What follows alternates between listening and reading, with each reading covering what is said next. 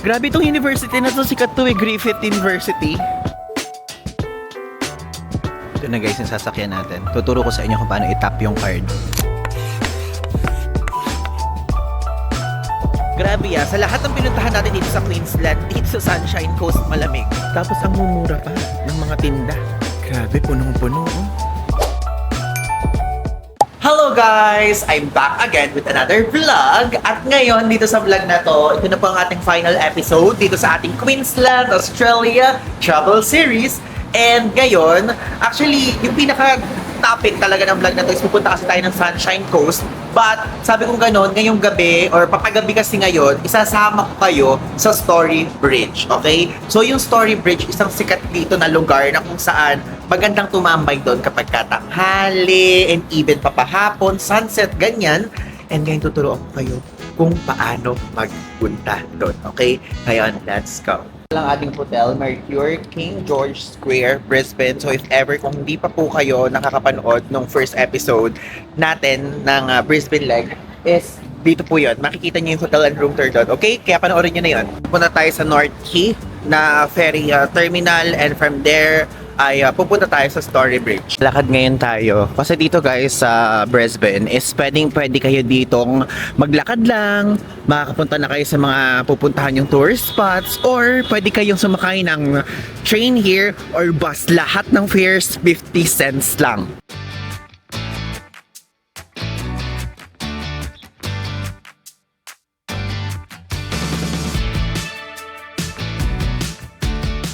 Ever kung first time nyo po tayo napapanood dito sa Queensland, specifically sa Gold Coast, Brisbane, and yung Sunshine Coast, di pa naman kasi natin nasusubukan. Pwede nyo gamitin ang inyong GCash card, or even GoTime, or kung hindi GoTime, pwedeng Maya, ganyan, or kung ano pa man yan, or Maribank, yan. So, pambayad sa mga public transportation like buses, and even ferries. Grabe itong university na to, sikat to Griffith University. Bali, tatawid tayo dito sa Queen's Wharf area. And North Quay Station, ferry terminal. Buti na lang ngayon, hindi ganoon kainit. Hindi din naman ganoon kaulan. Sakto lang. Pagka March po ang ulan. Ngayon lang tayo hindi inulan sa Brisbane na araw. Guys, ang ferry terminal here. Ganyan siya. So, ano to, iskuteran tong saka bike. Itong green, tas itong blue naman takbuhan. Tayo sasakay sa City Cat. Okay, so North Quay. And dito sa North Shore Hamilton, dyan po yung 8th Street North Shore na sikat. So pinakadulong station siya. Basically, we are here, North Quay. Dito tayo pupunta sa Howard Smith Wharves. Okay? Grabe. Tignan nyo naman, nalagpasan tayo, 451, 458 ay dumating. Hindi, 507 naman yung next. Kaya, let's go. 507 pala, ano ba sinasabi ko? Yan, ang presko dito sa lugar na to, ang hangin. Guys, yung sasakyan natin, tuturo ko sa inyo kung paano i-tap yung card. Lang ang daming tao, hindi ko maipakita sa inyo. Kakahiya eh. Yung ating sinakyan na Ferris wheel, and also yung tinatawiran natin. Paano nyo guys maglakad, mag-ferry kayo? Travel hack. Yung card nyo, pambabayad nyo lang sa ganito. So, pwede Visa, Mastercard, okay?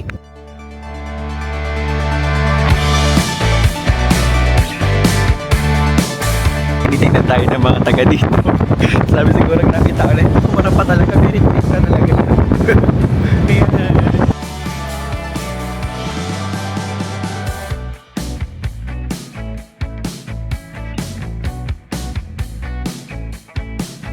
Ito na lang tayo nagpababa, hindi dun sa talagang original na stop natin.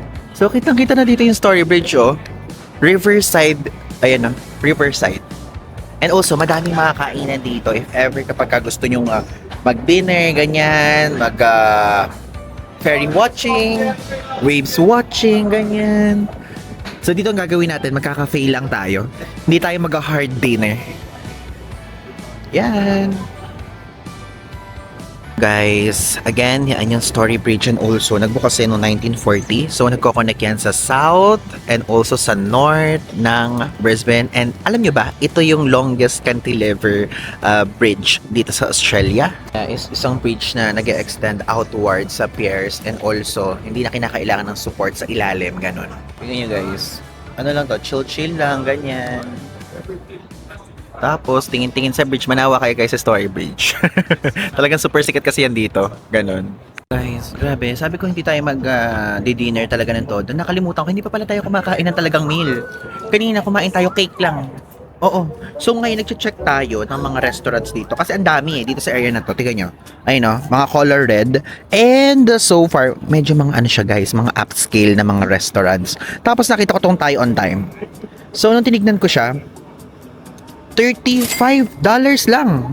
Guys yung $35, I know na 1,400 pesos siya sa atin. Pero, dito kasi yung $35, parang kung o-order ka sa mga iba't ibang restaurant, aabot din siya ng $31, yung parang set meal.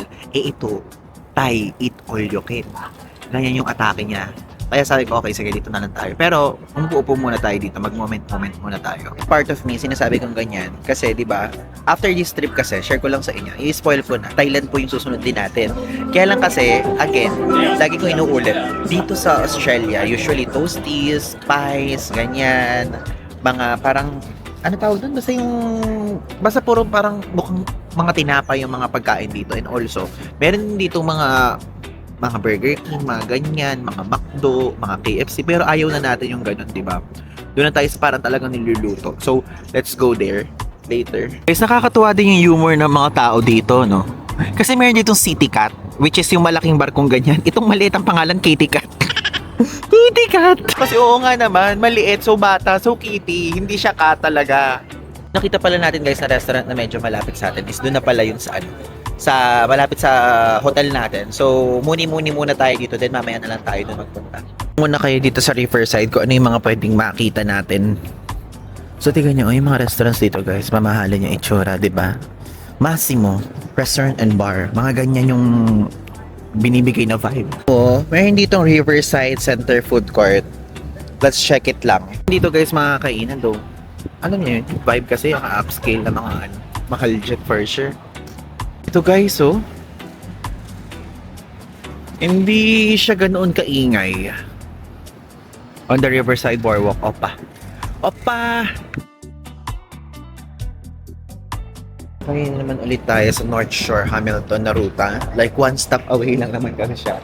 So, kasi ayoko pagsisihan natin na hindi tayo pupunta dito sa Howard Smith Wharfs. And ito yung itsura niya. Para mas maganda yung view dito. Kumaga nasa likod naman yung mga skyscrapers. Diba? It's giving.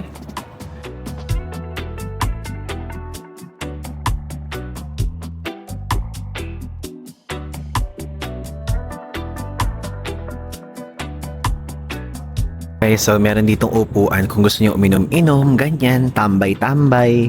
Tapos ito yung view pagka sunset. Case guys, gusto niyo uminom dito sa Philons Brewing Co. Pwede kayo magpunta here.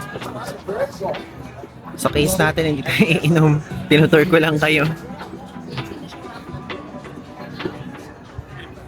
Sa loob, ibang vibe naman. O, diba? Ang ganda.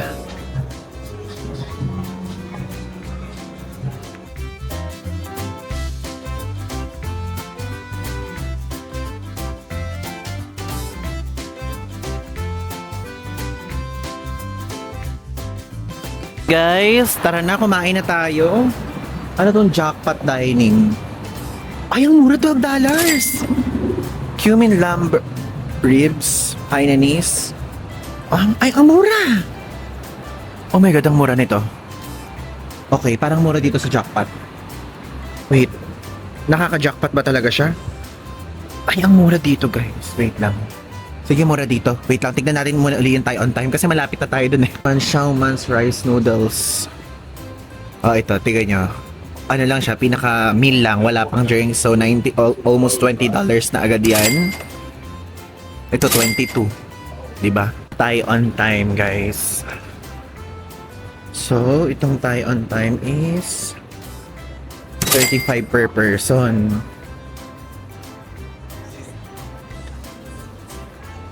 So, pero kasi ang mura, quick mini food. $10 lang. Mas mura. No? Saan tayo dito ba? Thai food. Kaya lang magta-Thailand na tayo next week eh. So, sige, wag muna, magtiis muna tayo sa iba. Share ko lang sa inyo. Hindi ko alam kung nababanggit ko lagi. Kasi, iba-iba tayo ng mga hilig, di ba? Meron ako mga friends na content creators na kilala nyo naman ako sino yung mga nakakasama natin. So, nung nagsama-sama kami sa Korea, tinanong ko sila, ano yung mga top cuisine nyo? Kasi curious ako kasi sa akin, ang isa sa top sa akin, Thailand yung pinaka-nangunguna na hindi Filipino food. Tapos next sa akin, Japan, ganyan-ganyan. Sila Korea daw, Korean food, ganon. Ako lang yung sumagot sa amin na Thai food. Kasi guys, I love Thai food talaga. Kung napapansin nyo, napakahilig ko sa Thai food. Kasi parang I think siguro medyo similar siya sa atin sa Pilipinas. Sige, dito na muna tayo. Para for a change. Ayan, all day special. Meron silang kakaibang klaseng food. Sa Thai chicken guys, $13 lang. Sige, dito na lang tayo. Tapos mag-add na lang tayo ng side order ng mga ganyan-ganyan. Old Town flavor. Guys, in-order natin. So, braised pork and also mango juice. So, ito po ay $18. O, diba? At least hindi tayo basta ng $35. So, ang mura din ng Chinese resto na katabi ng Thai on time na yun. Buti na lang nakita natin to. Kasi nakikrave ko talaga sa sa parang kakaiba, hindi yung pinirito, ganun. Guys, yung food, natikman na natin. Sakto lang siya. Hindi siya ganun kasarap, at hindi siya ganun hindi kasarap. Alam nyo yun? So, medyo a little bit bland yung lasa niya. A little lang naman, pero may lasa pa din. And hindi siya ganoon kalambot. Ganun siya. Pero okay siya. Don't get me wrong. Piling ko kung rate natin siya ay between 7.5 to 8. Ganun siya. Morning guys! And now, we're here sa Queen Street Mall area. Naglalakad po tayo papunta sa meeting point because pupunta tayo ngayon sa Sunshine Coast. Ngayon, magtutour tayo. So, ang pangalan ng tour natin is Sunshine Coast Hinterland and Nusa Small Group Tour. Ang presyo po nito is 7,099 pesos. Ito guys ay itinerary, Mary Cane Cross Scenic Reserve, Montville, Ulmundi Market, Nusa Heads, Nusa National Park, and the Ginger Factory. Yan. So, babalik tayo dito 17:15 na. Ang pick-up time is 7:45. So, ilalagay ko dito sa screen yung pick-up location. Yun na guys, sa pick-up location, I guess, ito yun. Queensland Daters. Mga guys, yan nga. And magre-register tayo dito. Touchdown dito sa Mary Cairn Cross Scenic Reserve. So guys, ang tagal ng biyahe kasi tignan nyo 9:44 ngayon. 7:45 tayo umalis. Actually, ang lamig dito sa side na to kasi mountain siya eh. 24 degrees Celsius.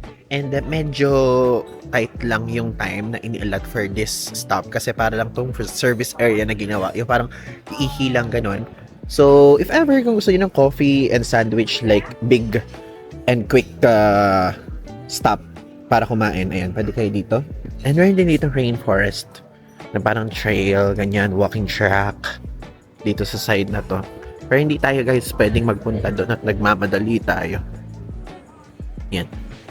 You are on Ginibara country. Ginibara means people of the lawyer mind. Kala ko layer. Yan. Entry. Ganito yung itsura dito. It's giving forest vibe. Yan. Ito yung track. May viewing deck doon. For some reason, hindi pa tayo nakakakita ng ahas dito. Ayoko makakita like malapitan na nasa tabi natin, pero alam niyo yung point. Kasi checklist natin yung sa Australia. Yung ahas sa kalsada, ya. Ganda ng view. Grabe. Super scenic. Wow.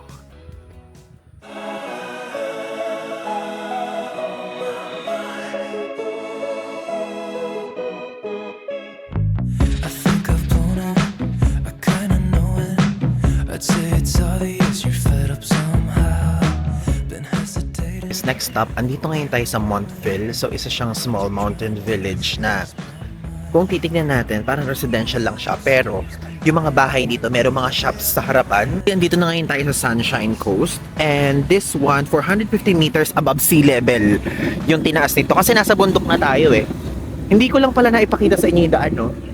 Pero like this one, meron dito Montville Woods. Kung mahilig kayo sa ganyan. Doon sa bandang baba, meron dong mga shops na bilihan ng mga food, ganyan, and cafes. Ito naman, Montville Antiques. Pasok tayo dito. Parang nasa mood tayo tumingin ng antiques. Nakapasok na tayo sa loob, so bawal yung video or kahit anong pictures. Pero yung antiques dito, naglalaro sa 200 Australian dollars sa 300 Australian dollars. Sa lahat ng pinuntahan natin dito sa Queensland, dito sa Sunshine Coast, malamig. Like literally. Naman ang mga pambata naman na store, mga puzzles, mga games na mga board games. And this one is mga damit. RTW. Bell Mariano. Ito, Fudgy Boombas. Handmade Montville Fudge. Handmade Montville Fudge. Ay, cute naman. $22.95 each. Wow, this is so cool. Fudgy Boombas. May mga candies. Tingnan niyo, honeycomb mo. $4.95. Ay, wow. The glaze. Mga pamaanghang. All breakage will be paid for. Yes po, hindi tayo magbabasag. Peanut brittle. Mga food. Naman waffle on. Stroop waffles. Uy, it's giving Amsterdam ha. Ganyan ang mga binibenta nila dito. Ayan mga waffles. Gusto nyo ng food. Ang simple lang ng pamumuhay nila dito, tahimik. O may ATM oh. Mag-withdraw kayo. Ito naman mga cafes. Unfortunately guys, hindi ko kayo maililibot para kumain sa loob. Kasi wala tayong time for that. Pero halo-halo yung mga showcase nitong village na to. Itong mga gallery yun. Diba? Ay, ang ganda nito. Look. Oh. Ano yan? Monrose? Cool. Bark and Brew license, coffee shop, and unique pet accessories.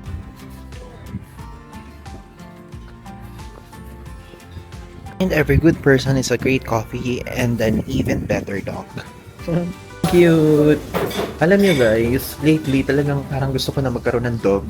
Pero wala tayong time para mag-alaga. Gusto ko ng Golden Retriever. Ay no! Ayan siya! Kasi hindi sila nangangagat. Parang ako pa yung mangangagat. Ganun. Ito yung mga binibenta nila dito. Mag-check tayo kung meron tayong magbibili. Hello, good morning! Do you have matcha latte? We do, yeah. Do you accept card payment? Card payment? Yeah, Yep. of course. One please, iced. One Thank iced you. matcha. Yep. Just Asan to yung let matcha you know dito? that there's matcha. Does it cost?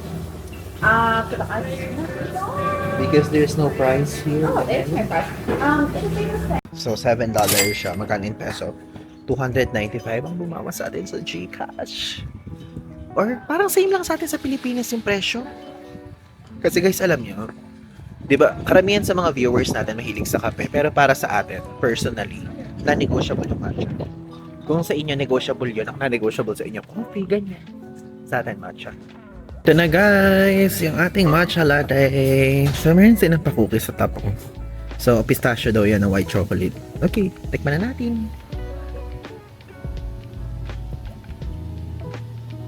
Mas milky siya. And binigyan tayo ng tawag doon na paunang disclaimer na medyo sweetened daw yung matcha nila. So, tama naman. Na ano naman natin. Na tanggap natin yun.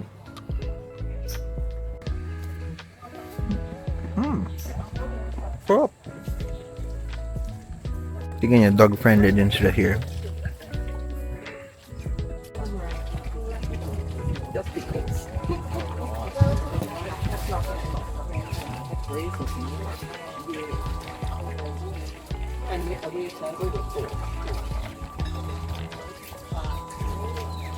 Guys, next stop, andito na ngayon tayo sa Umundi Market. Ito yung largest artisan market sa buong Australia. Ito yung spelling niya. So, dito tayo pipick upin ang bus natin mamaya. 1 hour yung inialat sa atin dito. Let's go here. Yan. Wow. Ito yung mga tinda. Oh. So ano naman to? Psychic medium reading. Psychometry, 20 minutes, $85. 60 minutes or isang oras, $180. Mahal. Dog coats. Ang ganda ng vibe dito. Kakaiba siya. Ang laki nga. Nasa harapan pa lang tayo. Muna tayo sa dulo kasi medyo mahaba-haba tong lakarin na tong laki nga. Largest nga eh. Kasasabi ko lang kanina, di ba? Check natin. Ay, wow. For eczema, psoriasis, acne, mga damit, $85. Handmade with aloha. Ang ganda ng branding niya, ng packaging din.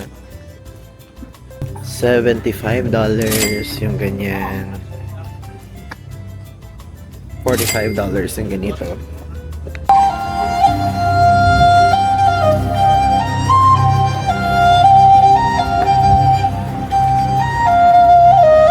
Guys, ito yung sikat dito sa Australia. Sausage on bread. $4 lang dito.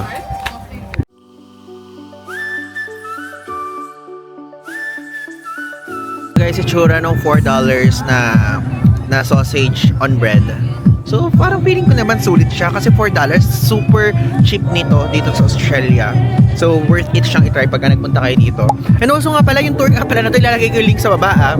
Sabi ko na sabi sa inyo ng mga ganap ngayon, parang di ko pa ata nasasabi. Yung link po sa ibaba para same tayo if ever you want to go here then. Guys, kainin yung hotdog on bread natin. So far, okay naman siya. Normal lang yung lasa. Medyo matigas lang ng a little yung mismong sausage. Sausage pala, hotdog ako na hotdog. And also, ayan no, nakikita nyo tong itsura na to. So itong market, alam niyo yung vibe na binibigay niya sa atin personally. It's giving, in a positive way itong explanation ko, parang pagkukumpara yan. Yung parang sa mga school fair. Kasi sa amin, sa Cabanatuan City, Nueva Ecija, walang mga ganitong vibe na parang ganyan. Ewan ko kung sa Metro Manila meron ha. So don't judge me, hindi ako madalas nakakaikot sa mga ibang lugar sa Metro Manila. So hindi ko alam kung may mga parang ganyang fair doon or parang bazaar ang tawag sa atin din at some point, diba? So, ganun. Parang noong nag-aaral pa ako nung college and nung high school, parang school fair yung binibigay niyang vibe. Tapos, sa kanila, normal to. Like, every week nangyayari. So, parang ang ganda sa feeling. And ang presko kasi ang hangin dito. Like, kahit hindi na magbentilador, nakita nyo ba? Hindi ko hinahawakan yung fan natin. Kasi ang lamig eh. I mean, hindi malamig, pero mahangin. So, hindi ako pinagpapawisan. Ang saya lang. Tapos, ang mumura pa ng mga tinda. Ito mga hat. Kano siya? Mahal ba? Walang price. Ay, $77. Mahal.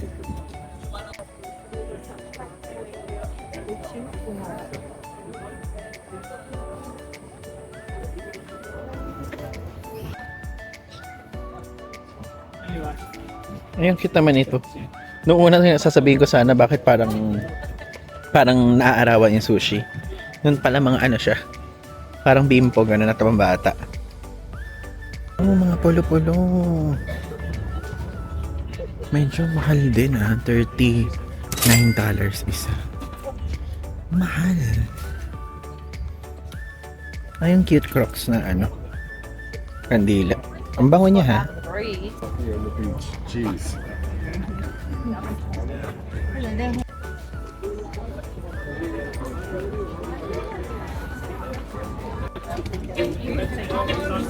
Uy, meron tayong ganito. These cards will get you drunk. Hey guys. Mga uno, oh.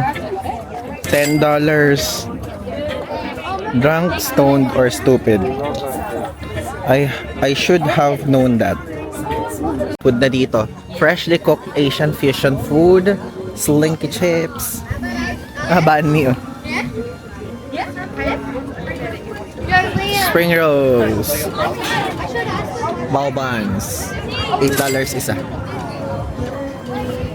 Ay, mga pang-aso. Ay, tama ba pang-aso? Baka sinabi ko pang-aso, hindi pala pang-aso. Oo, pang-aso nga. Hello! Cute! No? Ito, tignan nyo. Fresh donuts. Lemonade. Matcha na naman, Lord. Ilayo nyo ako sa matcha muna.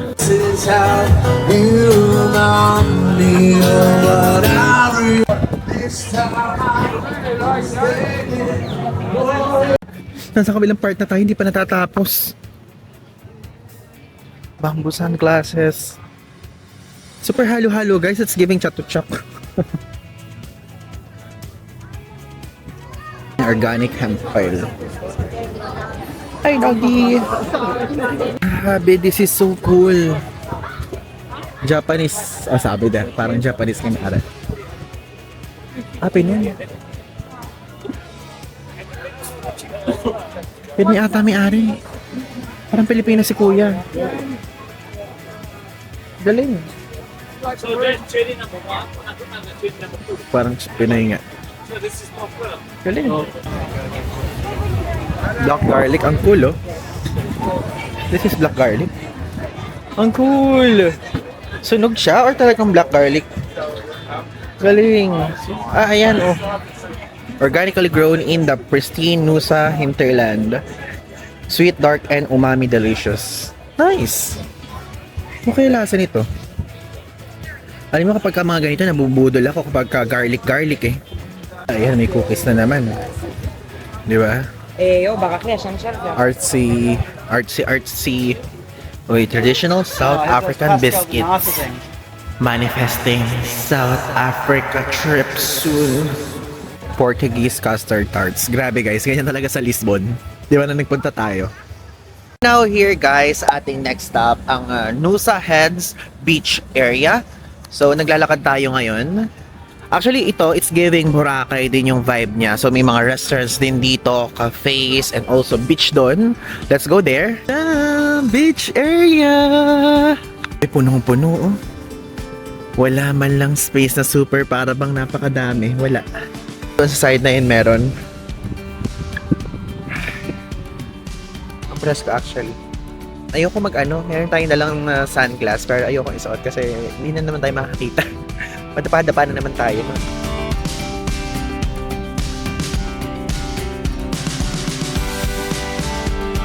Tignan niya, meron dito mga RTW again. Mga iba't ibang uri ng damit na binibenta na hindi beach outfit. Ayan. Meron ding mga sporty outfit here. Lorna Jane. Ito mga nandito, parang tangkarin dabila saka small loud eh. Fairness ha, grabe. Hindi mga pang beach talaga yung binibenta nila dito.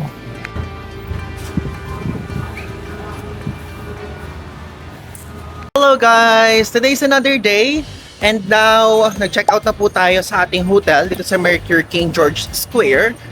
And pupunta na tayo ngayon sa airport. Papakita ko sa inyo kung paano bumalik from here sa Brisbane City Center going sa Brisbane Airport. Tingnan nyo ang ganda ng location ng hotel natin. So, sa end ng vlog na to, i-share ko sa inyo kung ano yung thoughts natin sa Brisbane, sa Gold Coast, and also sa Sunshine Coast. Though yung Sunshine Coast, super quick lang kasi nung trip natin doon. Kasi day trip lang. But later, re-reveal ko sa inyo. Medyo malamig ngayon. Guys, trust me, ang ganda ng location ng hotel na to. Pwede kayo dito mag-check-in. Like, nasa center siya. Dito na ngayon tayo guys sa platform 3. So, ito yung papunta ng airport. But always be mindful sa mga ganito. Ayan. Ayan, though nakalagay naman ng airport dito. 716. So, dun tayo sa International 1. Ayan po yun. Also, hindi na tayo nag-tap ng ating card doon. Kasi diba round trip yung air train na in-avail natin. Ilalagay ko dito sa inyo. Na kinuha natin So, nakalagay dyan, Surfers Paradise to Brisbane Airport. Pinakita lang natin sa staff yan, okay? Yun lang. Ayun na yung sasakyan natin. Basahin nyo mabuti, Brisbane Airport, nakalagay. Here na guys, second to the last stop. Ayan. So, Brisbane International Airport. Actually, ang pinakadulo kasi dito is domestic airport. So, if ever, kapag pupunta kayo Sydney or Melbourne, dun kayo. Kaya tayo dyan, then tatawid tayo dun.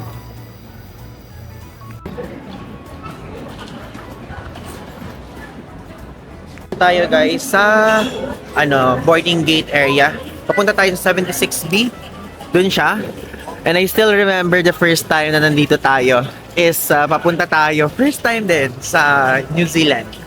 Specifically Auckland. Auckland ba? Oo, Auckland tayo nagpunta that time. And first time din natin makatungtong nun indirectly or unofficially sa mismong Australian soil. Guys, you guys are wondering kung ano mga pwedeng magawa dito. Meron dito McDonald's, duty-free area, mga restaurants, ganyan. Though hindi na tayo kakain. Ano naman pagkain sa aeroplano, yun na lang yung kainin natin. Para yung next na kain natin after that one is Filipino food! 76B ang ating boarding gate. So dito is 69 to 79. Dito yung same flight natin. O unang punta natin dito pa Auckland. QF119. Dito na lang tayo kaysa sa mismong boarding gate, mas maluwag na.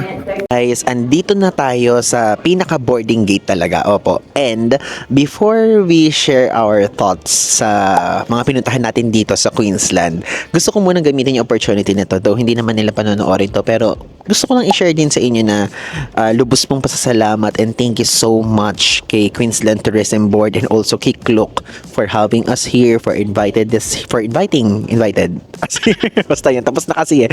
So, yun po, super nag-enjoy tayo actually sa pinuntahan nating tatlong main na lugar sa Queensland, which is Gold Coast, Brisbane, and also day trip lang sa Sunshine Coast. And may lalabas po tayong mga official na short form videos. 4 yan, to be exact, sa TikTok, Instagram, and Facebook. So, if ever kung di pa po kayo naka-follow, is feel free to do so. Ilalagay ko po dito yung mga user handle natin. So now, share ko naman na sa inyo yung thoughts natin kung saang lugar ba ang nagustuhan natin dito, okay? So isa-isahin muna natin. Sa Sunshine Coast, yun yung pinaka-quickest lang na nangyari sa atin kasi medyo may ikli lang yung time. Na ipakita ko naman din sa inyo yung mga konting videos dito sa Sunshine Coast kasi focus natin talaga short form videos kaya medyo umikli yung dito sa long form kasi pinagpafokusan natin yung gagawin natin for the short form videos eh. So napakita ko din naman, 'di ba? Nakita niyo sa mga previous clips. So yung Sunshine Coast, okay siya for me. Though I think hindi pa natin siya fully naikot for sure kasi day trip siya and ang napuntahan lang natin namely Nusa Main Beach, yung market, tapos yung Montville, yung mga ganun lang yung napuntahan natin. Hindi pa tayo nakalakad ng maayos ganyan so far. Yung Brisbane naman, it's giving city life talaga na meron kasamang river. If ever kung gusto nyo mag-ferry, ganyan. Ano siya, medyo lighter version siya ng Sydney for me. So, wala nga lang sa Opera House. And nag-enjoy din tayo because of doon sa city. Guys, hindi lang naman to sa Brisbane, pero nakaka-amaze na 50 cents lang. 50 cents lang lahat ng transportation system dito, which is yun yung parang kakaiba. Though sa Melbourne is libre, diba?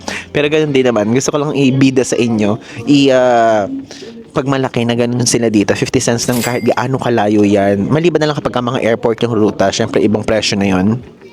From Sunshine Coast, from Gold Coast rather. And yung Gold Coast naman, gusto ko siya. Wala akong masabing iba. Gusto ko siya. Yun yung favorite natin so far. So sa tatlo, Gold Coast po yung pinaka nagustuhan natin. Number 1 is, it's giving beach vibe. It's giving city life. It's giving entertainment area, ganyan. Playful area, happy area, and relaxation area all in one.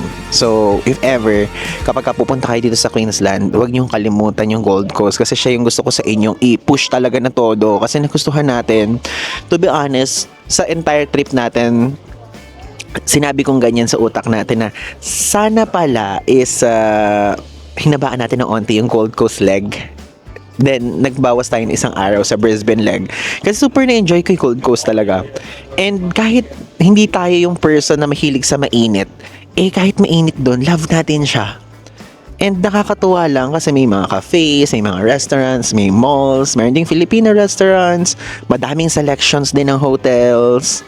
Yun nga lang, syempre nasa Australia tayo, medyo may kamahalan talaga yung mga pagkain at yung mga bilihin para sa ating nag-earn ng Philippine money.